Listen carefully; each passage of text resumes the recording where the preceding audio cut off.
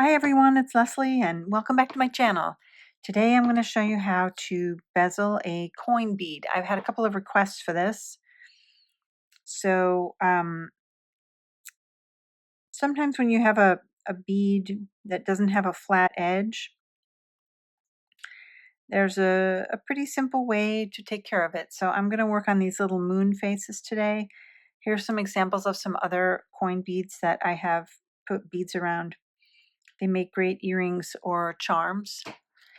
I've got some number 11 size delica beads, but you could also use seed beads for this.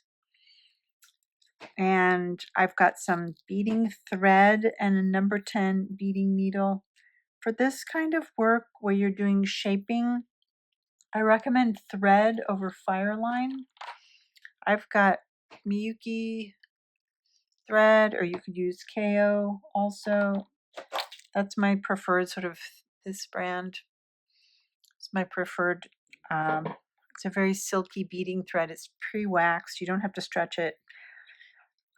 That's my preferred thread for this kind of work. Okay. So what we're going to do is pick up one bead, go through the bottom. This should work for any size coin shaped bead you have, anything where you need to wrap beads around the outside. You leave a tail, 4 to 6 inch tail. Just the bead snugged up against it. Then we're going to pick up one more bead and we're going to go back down through the hole. So you have one bead sitting on the top and one bead sitting on the bottom. Then you're going to go back through this bead, not as if you're going down to the tail, but in the opposite direction. So basically, you've got a loop with one bead on the top and one bead on the bottom. So this is why it works for almost any size bead, because then what you need to do is start picking up beads. And you're going to count and see how many beads will go around 1/2.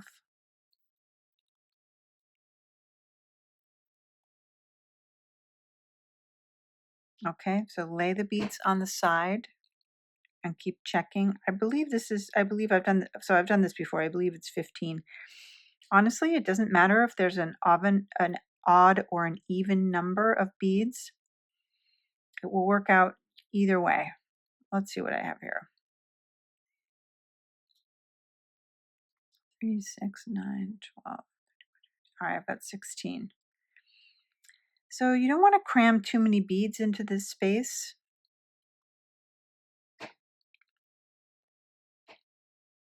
That looks just about perfect.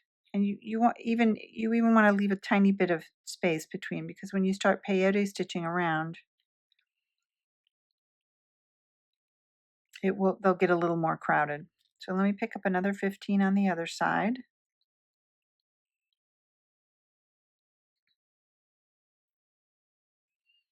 Let's see.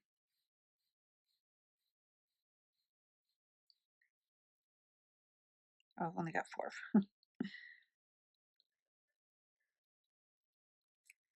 Okay. 13, 14, 15. Okay.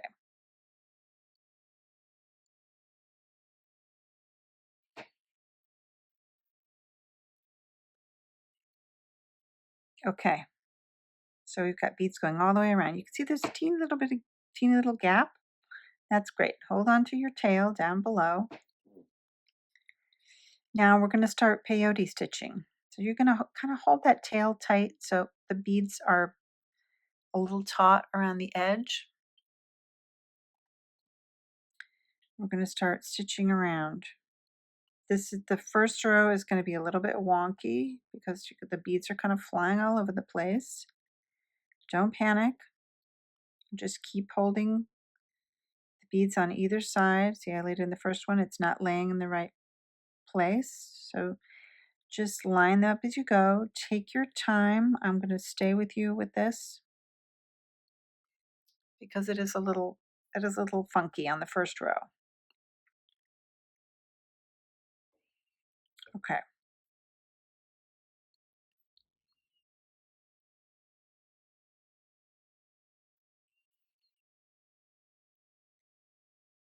There we go. This is going to make a nice anchor.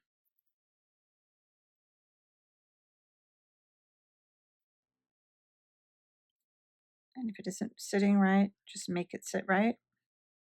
Use your needle, pull it a little tighter. That should be sitting next to that one.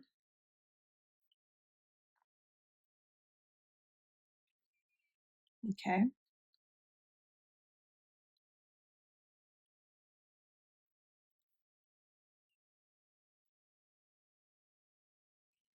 And as you go, it will get easier.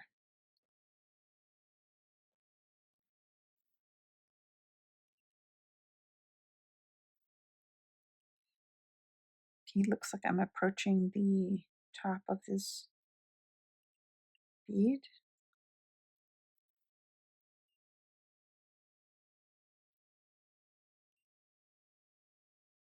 Just go through that top one, or if you haven't, I've got an odd number on either side. If you've got an even number, you won't go through that top one. You'll skip over it.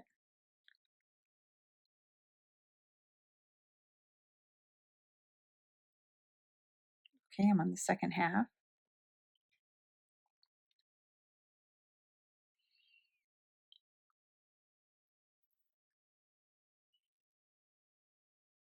Okay, just a few more to go.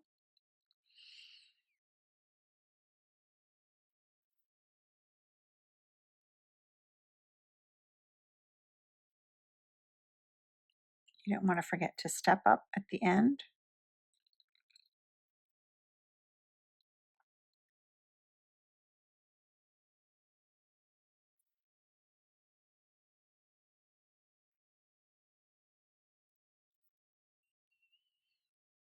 And it might take a couple of tries. Sometimes if you're not sure if you should add a second, you might have to do this one more time. That happens to me too. But for now, I know I've done this one before, so I know what the count is. Okay, I'm on my last one. I'm going to go through and step up.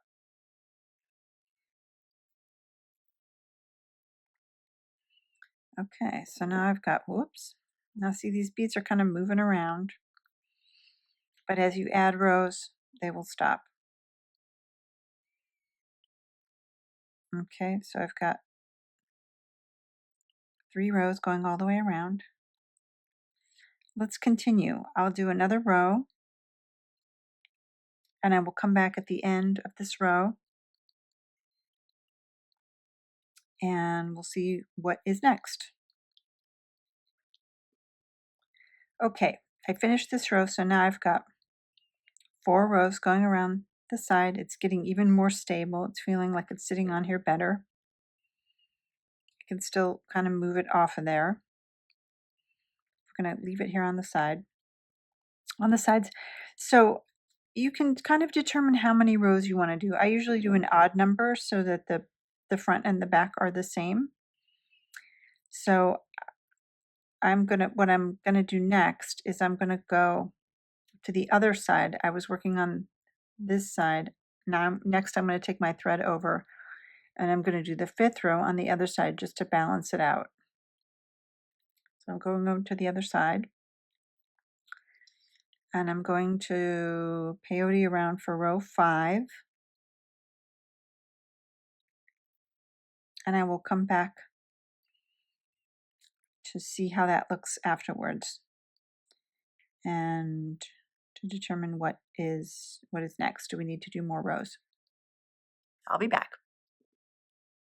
Okay, now I have 5 rows around the outside and it's feeling even more stable than before. Rows are not moving all that much.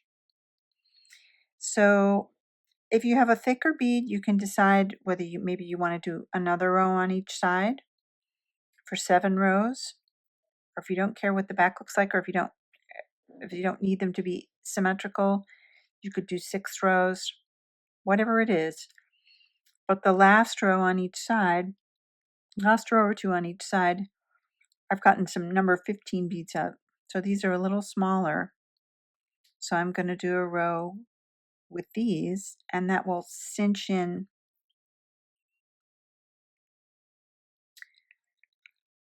on each side of the bead and make it a little tighter and make it go in a little bit.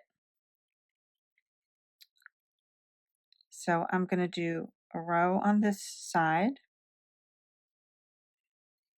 and then I'm going to turn it around and I'm going to do another row on the other side. When I'm done with that, I will come back and we can talk about what options are after that. Okay, I now have 5 rows of 11s and 1 row on each side of 15s.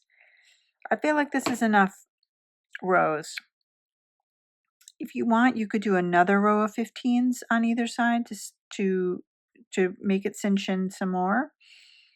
Your other option, if you feel like it's kind of moving around on the outside, is to kind of take this out like this, and you could put a little drop of glue on the inside.